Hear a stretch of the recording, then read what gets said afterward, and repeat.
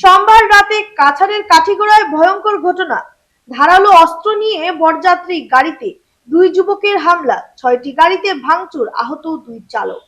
সোমবার রাতে এমন অপ্রীতিকর ঘটনা সংঘটিত হয় কাছাড়ের বরখলা বিধানসভার ভুবনেশ্বর নগর গ্রামে, যেখানে বরযাত্রী গাড়িতে আক্রমণের ঘটনা ঘিরে রাতে বিরাজ করে টান টান উত্তেজনা পরিস্থিতি। জানা গেছে, এদিন কাঠিগড়ার গোবিন্দপুর থেকে কন্যা আনতে একটি বরযাত্রী দল গিয়েছিল ভুবনেশ্বর নগর গ্রামে।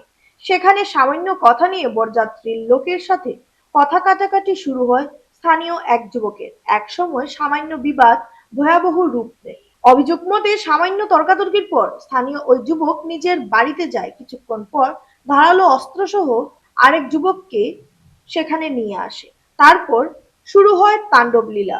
এই দুই যুবক মিলে একের পর এক বরযাত্রীর গাড়িতে হামলা শুরু করে। এতে বরপক্ষের কমপক্ষে 6টি গাড়ির ক্ষতিগ্রস্ত হয়, পাশাপাশি 4জন চালক আহত হয়।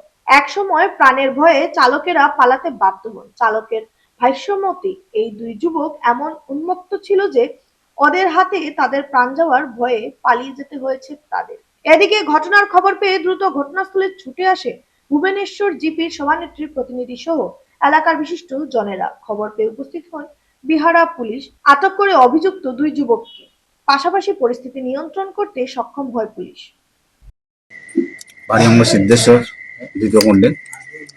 আমার মাসিত্ব ভাই রাজদীপ দাসের বিবাহতে আজকে ভুবনেশ্বর নগর সেতু জিপিতে ভুবনেশ্বর নগর জিপিতে সেতু পার্ক দিতে আমি একজন ভাই বরযাত্রী হিসাবে, ছোট ভাই বরযাত্রী হিসাবে এখানে এসেছি।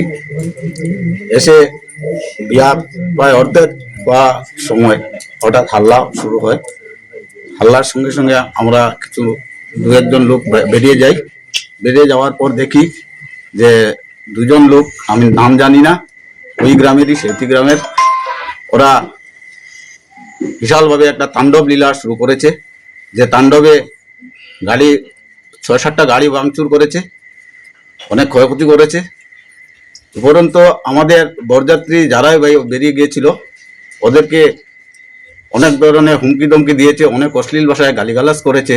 সেজন্য আমরা অত্যন্ত দুঃখিত এবং এই গ্রামবাসীর জিপি প্রেসিডেন্ট বা আমার মুসলিমউদ্দিন ভাই মহিলা সংগঠনের কল্পনা দাস ওনারা আছেন, ওনাদের কাছে আমরা বিচার প্রার্থী যে আমরা যাতে ন্যায্য বিচারটা পাই এবং দোষীদের দৃষ্টান্তমূলক শাস্তি হওয়াটা আমরা কামনা করি। প্রশাসনের কাছেও, প্রশাসন এসেছে আজকে রাত্রে এবং প্রচুরভাবে আমাদেরকে সাহায্য করেছে। প্রশাসন শুনেছি যে ওই দুষ্কৃতিকারীর একজনকে উঠিয়ে নিয়ে গিয়েছে থানাতে, বাকিটুকু কাল আবার ইনভেস্টিগেশন করবে, করে ওরা মানে আমাদেরকেও ডাকবে, জানাবে বা গাড়িগুলি যেগুলো ভাঙচুর হয়েছে সেগুলোর কি করা যাবে বা কি হবে